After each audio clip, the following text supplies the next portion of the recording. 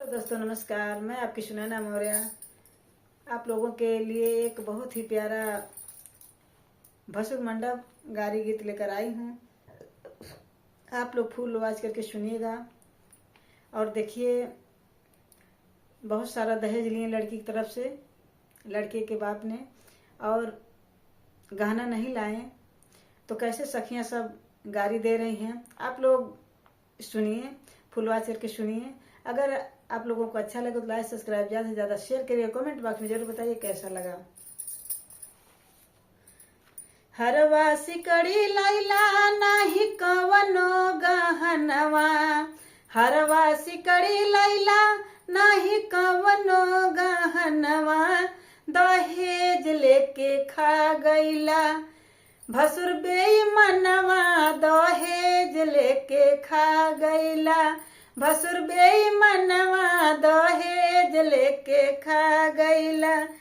टीका नथिया लैला नाही कवनो गहनवा, टीका नथिया लैला नाही कवनो गहनवा, दहेज लेके खा गईला भसुर बेईमानवा, दहेज लेके खा गईला।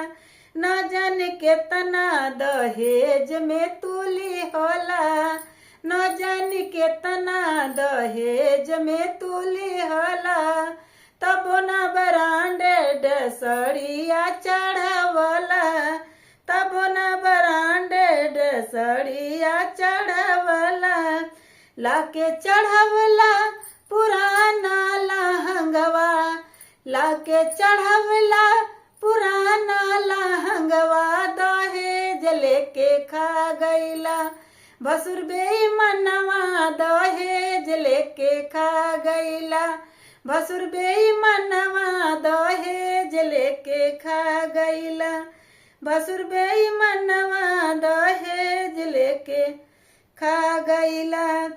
तिलक लेके खा गईला भसुर बेईमानवा, तिलक लेके खा गईला।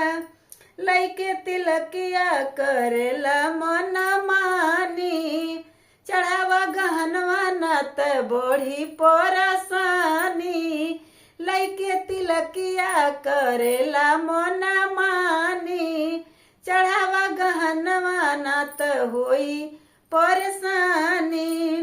पापा जी ले जाई है तो के थाना के जेलवा, चाचा जी ले जाई है तो के थाना के जेलवा, दहेज लेके खा गईला भसुर बेईमानवा, दहेज लेके खा गईला भसुर बेईमानवा, दहेज लेके खा गईला भसुर बेईमानवा, तिलक लेके खा गईला भसुर बेईमानवा, तिलक लेके खा गईला।